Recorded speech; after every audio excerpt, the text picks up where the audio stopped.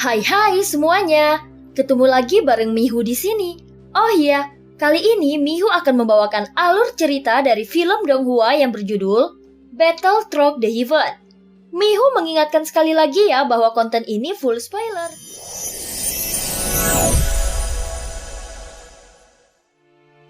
Melanjutkan dari kisah sebelumnya. Sebelumnya Xiaoyan beralasan bahwa dia terlanjur berlatih melupakan perasaan cinta. Namun Yuyan malah menawarkannya jalan tau melupakan cinta dan berkultivasi ganda bersamanya setelah keluar dari gerbang kuno. Namun Xiaoyan tidak begitu menanggapinya dan mengalihkan pembicaraan, sehingga membuat Yuyan merasa tidak senang. Sayang sekali, ucap Yuyan menatap Xiaoyan dan menggelengkan kepalanya dengan penyesalan. Ini dianggapnya sebagai kerugian besar. Tidak peduli seberapa bagus pilnya, karena itu tidak dapat digunakan tanpa pasangan. Jadi itu bisa dianggap sebagai pil yang tidak berguna. Saat mendengar kata-kata ini, serangkaian garis hitam muncul di dahi Xiaoyan. Tentu saja kata-kata Yuyan menyindir Xiaoyan dan menganggapnya tidak cukup beruntung. Namun sepertinya dia yang merasa lebih menyesal daripada Xiaoyan. Tidak masalah jika hanya satu pil yang dikonsumsi dan itu tetap bisa berlatih beberapa kali. Namun dengan bahan obat yang benar-benar cukup, sebenarnya itu dapat membuat pria tidak bisa menahannya. Mari kita bahas gambar sisa ini terlebih dahulu, ucap Xiaoyan mengalihkan pembicaraannya dan tersenyum pahit. Dia terlihat tiba-tiba menyesal, dan Xiaoyan merasa sepertinya itu bukan ide yang baik untuk menggunakan ini sebagai alasan. Gambar ini menandai lokasi seni bela diri warisan Yuanzhen. Tetapi ini bukan hanya tentang mewarisi seni bela diri, melainkan ada juga darah Yuanzhen yang bisa diambil. Namun itu masih membutuhkan keberuntungan yang cukup. Sayang sekali aku tidak begitu tahu detailnya. Tetapi jangan khawatir, tentu saja gambar sisa ini pasti benar, ucap Yuyan dengan tatapan serius. Mendengar kata-katanya, Xiaoyan akhirnya menghela nafas dengan penyesalan. Maaf, hanya itu yang ku tahu. Melihat reaksi Xiaoyan, Yuyan langsung melanjutkan kata-katanya. Tidak apa-apa, ucap Xiaoyan menjawab dengan acuh tak acuh. Apakah penguasa Istana Wu benar-benar sudah mati? Xiaoyan bertanya lagi sambil mengerutkan keningnya. Bagaimana aku bisa tahu? Sebenarnya ini juga pertama kalinya aku kesini, ucap Yuyan mengangkat bahu dan menjawabnya dengan acuh tak acuh. Saat ini matanya yang menatap Xiaoyan tidak lagi menyanjung seperti sebelumnya. Sekarang bahkan tampak ada sedikit rasa jijik di matanya. Bukankah itu yang kau katakan sebelumnya? Balas Xiaoyan. Hahaha, sebelumnya adalah sebelumnya. Sekarang juga berbeda. Siapa tahu kau tidak bisa melakukannya. Setelah Yuyan selesai berbicara, Xiaoyan terhuyung-huyung. Ternyata dia masih mengingat hal tersebut. Sepertinya gagal berkultivasi ganda dengan Xiaoyan membuatnya sangat tidak bahagia. Aku akan meminum pilnya setelah keluar dari sini, ucap Xiaoyan dengan tidak berdaya. Sekarang dia harus mencari cara agar Yuyan mau membantunya. Dengan cara ini, dia bisa mendapatkan hasil 2 kali lipat hanya dengan setengah usaha. Saat Yuyan mendengar kata-kata Xiaoyan, matanya tiba-tiba berminar saat melihat ke arah Xiaoyan, dan dia menjadi tampak lebih bersemangat kembali. Ayo segera jalan, aku akan membawamu ke Istana Wu. Lakukan perhitungan yang tepat, dia seharusnya akan segera dibangkitkan, ucap Yuyan tiba-tiba tersenyum. Melihat perubahan Yuyan, Xiaoyan hanya bisa menampar keningnya. Dia merasa satu-satunya yang tersisa di pikiran Yuyan adalah masalah kultivasi ganda. Apakah kau tahu di mana lokasi Istana Wu? Ucap Xiaoyan berkata dengan rasa ingin tahu. Saat ini mata Yuyan berubah dan dipenuhi dengan kekaguman saat melihat Xiaoyan. Sepertinya saat ini dia telah menjadi pengikut setianya. Sementara itu, Xiaoyan tidak bisa tidak terkejut dengan jenis tahu yang dipraktikkan oleh sosok nomor 4 ini. Orang yang melakukan kultivasi dengan cara ini kebanyakan adalah laki-laki. Ini pertama kalinya Xiaoyan melihat seorang avatar wanita dengan keindahan yang menakjubkan. Lalu apakah wujud aslinya juga memiliki wajah yang mempesona? Saat ini Xiaoyan tidak bisa menahan pemikiran ini di dalam hatinya. Bagaimanapun juga, dia adalah seorang laki-laki. Tentu saja dia agak tertarik pada wanita cantik.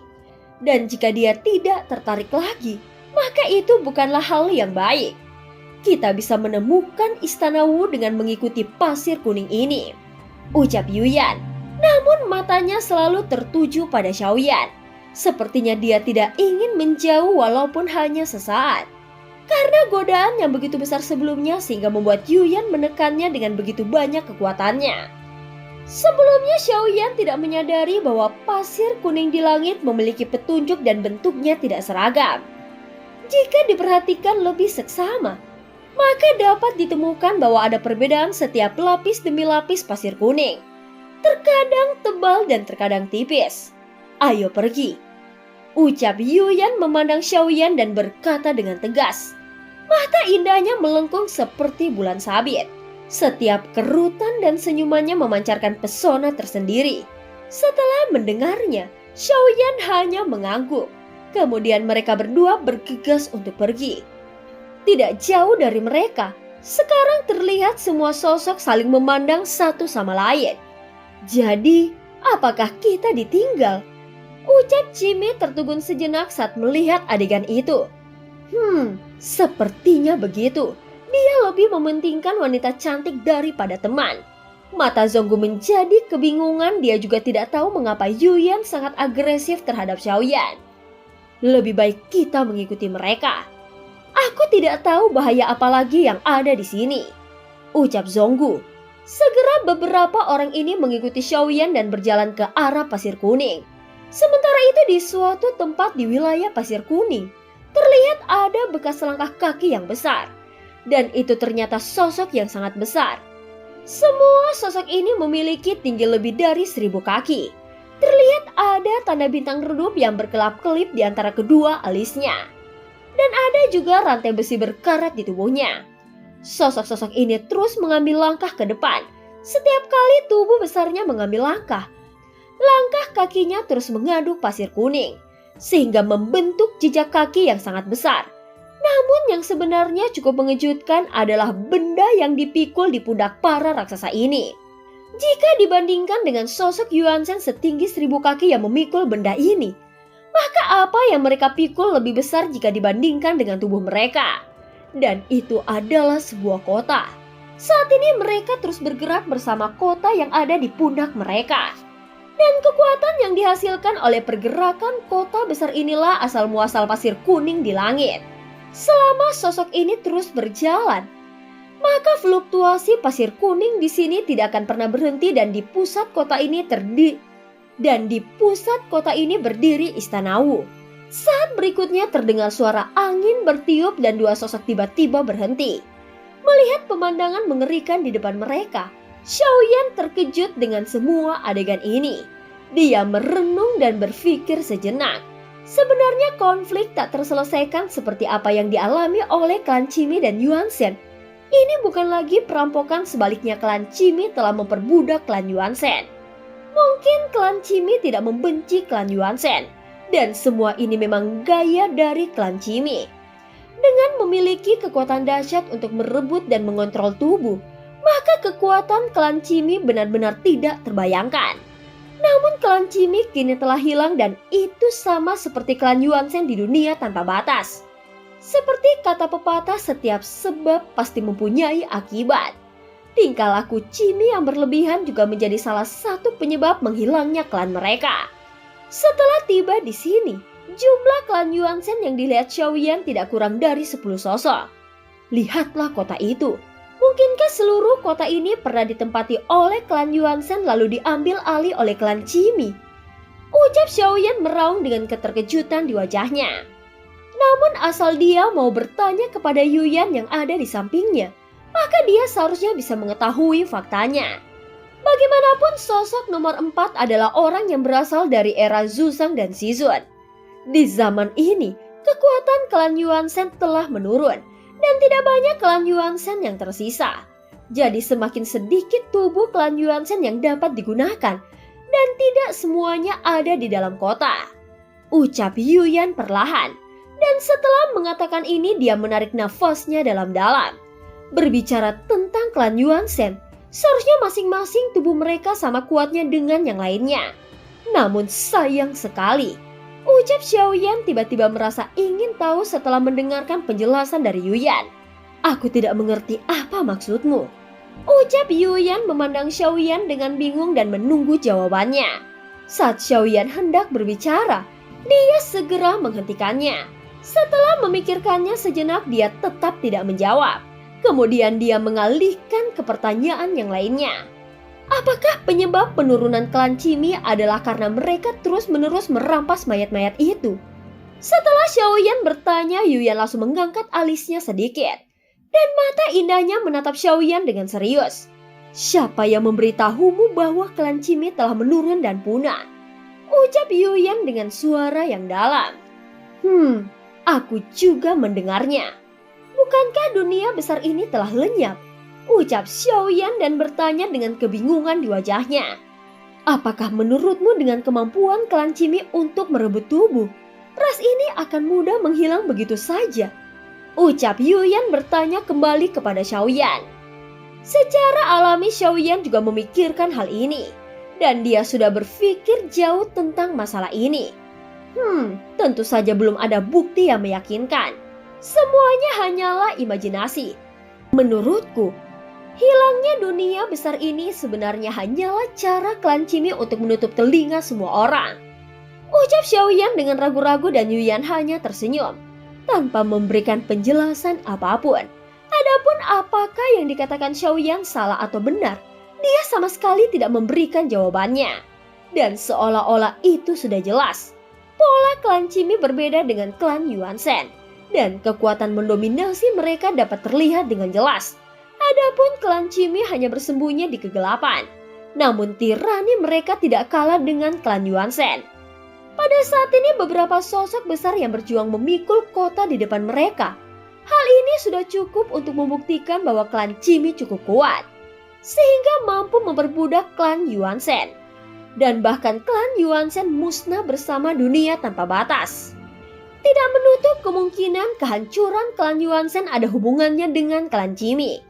Dengan dua ras yang begitu kuat, mungkinkah mereka tidak pernah menyangka bahwa kekuatan keduanya dapat menjadi keajaiban dalam satu tubuh? Ucap Yuyan berbicara dengan tangan lembut di depan dadanya. Saat ini Yuyan sangat percaya diri dengan sosoknya dan merasa tetap bisa tampil luar biasa walau tanpa dukungan Xiaoyan. Pada saat yang sama dia segera melihat ke arah Xiaoyan. Lagi pula dia telah menggenggam pembuluh darah naga Xiaoyan. Jadi ketika dia melihatnya, seolah-olah Xiaoyan sedang tidak mengenakan pakaian sama sekali. Secara umum matanya melihat ke atas dan ke bawah pada tubuh Xiaoyan. Kata-kata yang keluar dari mulut Yuyan terkesan tidak hati-hati. Dan kekuatan penyembuh secara alami juga mengacu pada tubuh klan Yuan-shen yang dapat mengurangi tekanan dan kekuatan obsesi. Jika kau mengenal Shizun, kau pasti mengetahuinya. Dan bagi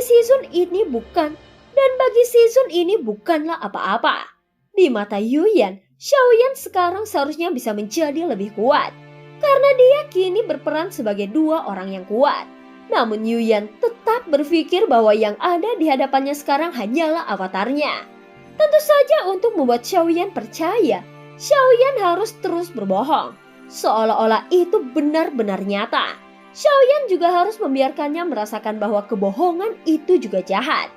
Walaupun Shizun memiliki banyak avatar, namun nyatanya kekuatannya tidak pernah bergantung dengan avatar-avatarnya. Ucap Yuyan mengangkat bahunya sambil menghela nafas panjang. Sebagian avatar Shizun sebenarnya tidak berguna. Alasan mengapa dia memiliki avatar yang tak terhitung jumlahnya adalah untuk menemukan harapan dalam ambiguitas. Satu orang yang mencari rezeki itu tidak akan lebih baik dari 100 orang yang mencarinya atau mencari peruntungan. Dan itu tidak cukup untuk menyelamatkan 1000 orang. Gurumu memang orang yang gila, ucap Yuyan. Seketika Xiaoyan sedikit terkejut saat mendengar kata-kata ini. Faktanya, Xiaoyan hanya mengetahui sedikit tentang Shizun dan hal ini belum pernah dia dengar sebelumnya. Namun dia secara kebetulan melepaskan avatar Zuchi sebelumnya. Dan tanpa disadarinya, dia juga telah melakukan hal yang sama persis seperti Shizun. Jika avatar tidak banyak membantu tubuh aslinya, maka itu hanya akan memakan lebih banyak ruang jiwa. Namun setelah dilepaskan dengan cara ini, maka tidak peduli bagaimana avatarnya berkembang, itu tidak akan menjadi masalah pada tubuh utama jika avatarnya masih hidup atau telah mati. Ini sepertinya menjadi metode yang bagus, tetapi tingkat keberhasilannya mungkin tidak tinggi. Setidaknya masih ada peluang untuk membentuk avatar yang kuat. Kau mengatakan Shizun tidak pernah bergantung pada avatar. Bisakah kau menjelaskannya lebih lanjut? Ucap Xiaoyan mau tidak mau bertanya, karena dia benar-benar tidak mengetahuinya. Hei, bukankah dia gurumu? Tahukah kau terlihat aneh? Ucap Yuyan melihat sambil menyipitkan matanya. Dia wafat cukup cepat, dan aku tidak pernah memiliki hubungan yang dekat dengannya. Ucap Xiaoyan sambil terbatuk 2 kali. Baiklah, aku akan memberitahumu tentang itu. Suatu ketika Shizun terlibat dengan urusan dunia kuno Dewa Abadi dan Iblis. Dia bersama dengan sosok yang mulia. Dan sosok yang mulia ini sangat bijaksana dan sangat sabar ketika menghadapi masalah. Jika dibandingkan dengan ketidakpedulian dari Shizun, meskipun Shizun tidak memiliki persahabatan yang mendalam dengan yang mulia, namun saat itu hubungannya masih cukup bagus. Setelah Shizun datang ke dunia kuno Dewa Abadi dan Iblis, dia mengeluarkan tidak kurang dari 100 avatar sekaligus, dan hampir semuanya dirampas dari tangan klan Chimi. Hal ini juga membuat klan Chimi takut dan benci pada Shizun. Sebelum Shizun datang ke dunia kuno Dewa Abadi dan Iblis, klan Chimi tidak pernah kehilangan avatar seperti itu. Namun untuk beberapa alasan, mereka tidak dapat menangkap Xiaoyan dan tidak dapat membunuhnya. Pada akhirnya mereka membuat Shizun kesal terhadap klan Chimi, sehingga menyebabkan bencana berdarah terjadi. Shizun segera menyebarkan ratusan avatarnya ke seluruh bintang di dunia kuno Dewa Abadi dan Iblis. Namun dia hanya berdiri diam dan menunggu ribuan tahun sampai kejahatan dunia Xinjiang terguncang. Shizun menggunakan ratusan avatarnya sebagai pengorbanan dan memasuki dunia besar. Saat itu dia belum berada di puncak dunia. Meski begitu, dia tetap bergegas ke dunia besar dan menyelamatkan lebih dari 10.000 orang. Dan yang luar biasanya adalah pada akhirnya dia mampu melarikan diri dengan selamat. Sejak saat itu Shizun tidak lagi menyembunyikan obsesinya, dan dia akan melenyapkan sebanyak yang dia bisa. Sehingga saat itu dia telah membuatku jatuh cinta, ucap Yuyan dengan sedikit tersenyum. Pada saat akhir penjelasannya, wajah cantik Yuyan memerah dan Xiaoyan cemberut saat mendengar kata-kata itu. Sebenarnya orang seperti apa yang akan jatuh cinta kepada seorang pembunuh gila? Kecuali dia juga orang gila. Apakah karena Shizun meninggalkan banyak avatar di dunia kuno Dewa Abadi dan Iblis? Ucap Xiaoyan bertanya. Mendengar kata-katanya, Yuyan menatap Xiaoyan dengan aneh. Sepertinya dia bingung dengan pertanyaan yang diajukan oleh Xiaoyan. Bukankah kau seharusnya bertanya berapa banyak musuh yang ditinggalkan oleh Shizun di dunia kuno Dewa Abadi dan Iblis? Ketika Xiaoyan mendengar ini, dia sedikit terkejut. Dengan karakter Shizun yang membunuh banyak orang, dia pasti akan meninggalkan banyak bahaya tersembunyi. Tentu saja karakternya berbeda dari yang mulia. Bagaimanapun secara alami Shizun sangat agresif dan pasti memiliki musuh yang tidak terhitung jumlahnya. Ucap Xiaoyan berkata dengan ragu-ragu. Kau jangan khawatir, ini akan menjadi lebih jelas setelah kau meninggalkan gerbang kuno. Dengan kau mengekspos tanda Shizun di istana Zi itu bukanlah langkah yang bijaksana. Ucap Yuyan sambil tersenyum, seolah-olah ada sedikit kesombongan atas kemalangannya. Saat ini pikiran Xiaoyan mulai terguncang. Dia merasa hal ini mungkin direncanakan oleh roh dunia kuno Dewa Abadi dan Iblis. Pantas saja dia bersedia memberinya 3 keberuntungan. Dan tujuannya sepertinya tidak sederhana. Tampaknya dia juga ingin membuat Xiaoyan berada dalam dilema. Namun Yuyan juga ingin menggunakan hal ini untuk memaksa Xiaoyan membuat rencananya. Hadapun Yuyan yang berada di sampingnya, diam-diam tersenyum dan hatinya sepertinya sedang berbunga-bunga.